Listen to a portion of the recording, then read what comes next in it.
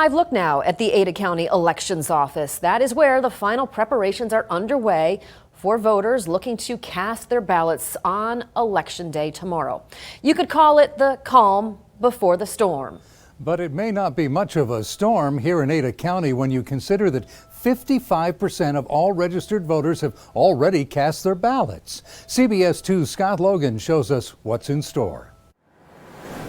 Election workers are still opening some ballots and scanning them at Ada County Election Headquarters, but mind you, no ballots will be counted until after the polls close Tuesday. Today is the day where we have the very final touches on preparations for Election Day. I would say overall it feels fairly calm. We're getting a lot of calls, mostly people wanting to know where to vote tomorrow. People must know what polling location they are registered at to vote on Tuesday. Unlike early voting, voters on Election Day have to cast ballots where they are registered.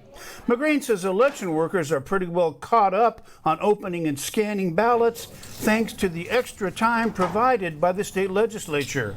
Yeah, that legislation from the special session has proven to be way more valuable than we ever realized. And I think as this week goes along, we'll actually see its value increase as we do look at how other states are handling it. We already know there's going to be states waiting for 3 days or 9 days to be able to accept ballots. So some states, it's going to take a couple of weeks. 55% of registered voters in Ada County have already cast their ballots through absentee or early voting. And McCrain says now election workers can focus their energy on the polls tomorrow.